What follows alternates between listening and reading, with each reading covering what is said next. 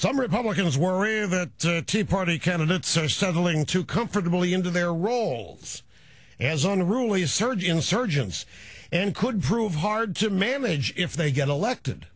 Really.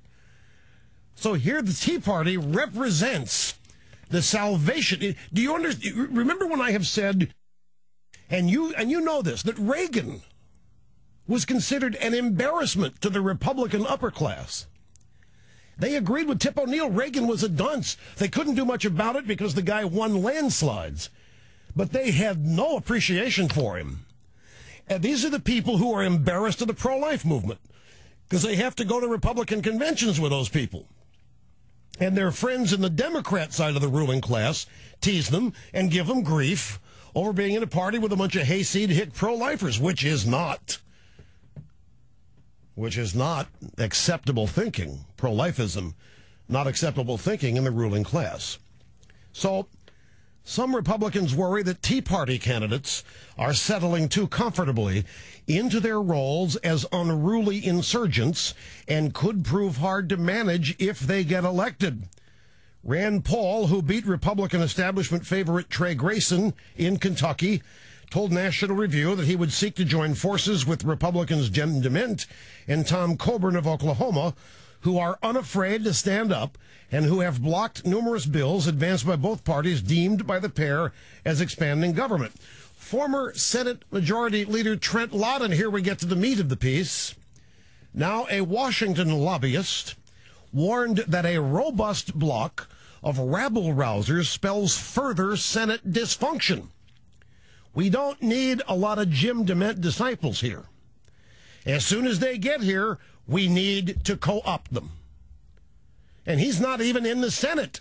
He's now a lobbyist. So all of you looking at the Tea Party thinking it's the Republican Party's salvation, the Republican members of the ruling class are just as threatened by the Tea Party as the Democrats are.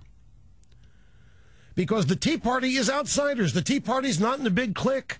The Tea Party does not want to be in the big clique. The Tea Party wants to wrest power away from the big clique. The problem, and as Mr. Codvilla's piece points out, is what vehicle? What vehicle does the Tea Party use? It gets really interesting. This I will share with you at the end of the piece. The only vehicle available to the Tea Party right now is the Republican Party. And what do? How do they, and we have, you and I, have we not, we have been saying, well, some of you have been going third-party route, and clearly this piece demonstrates that's a failure. But others have been saying that the future of the country depends on the conservative movement retaking the Republican Party. And now here we have people like Trent Lott, everybody's assumed is a conservative all along, now being threatened by the arrival of a Tea Party caucus.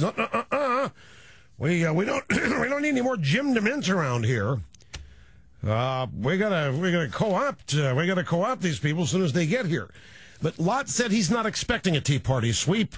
Yeah, he said, I still have faith in the visceral judgment of the American people. So he thinks that you, the American people, will see the Tea Party for the rabble-rousers they are and will not elect anybody from the Tea Party or anybody who believes things the Tea Party believes because you really do not want Washington shaken up. You like the ruling class running the show. Senator Robert Bennett, Republican Utah, who failed to survive his party's nominating process after running afoul of local Tea Party activists, told a local AP reporter last week the Republican Party had jeopardized its chance to win Senate seats in Republican-leaning states as Nevada and Kentucky, and potentially in Colorado, where Tea Party favorite Ken Buck has surged ahead of Lieutenant Governor Jane Norton in the primary battle. Bennett warned that such candidates are stealing attention from top Republican recruits like Mike Castle in Delaware and John Hoeven in North Dakota, both of whom are favored to win seats held by Democrats.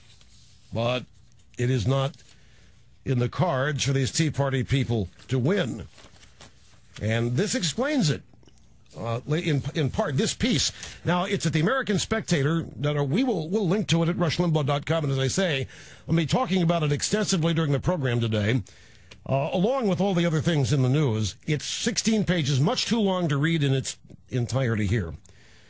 But It explains so much, and it's so thorough, and it dovetails so nicely with some of the theories I have evolved to explain or answer your questions. Why don't the Republicans do X?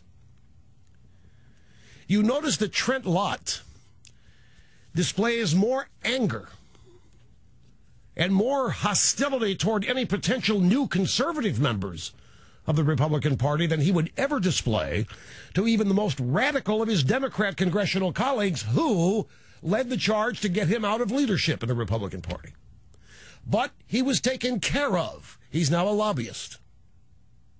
It all works out. The ruling class takes care of its members who follow their own rules. Geithner, perfect example. He's never held a real job in his life. Doesn't have the slightest clue how to fix anything. He wouldn't know how to fix a broken light bulb. He wouldn't know how to fix anything that's broken.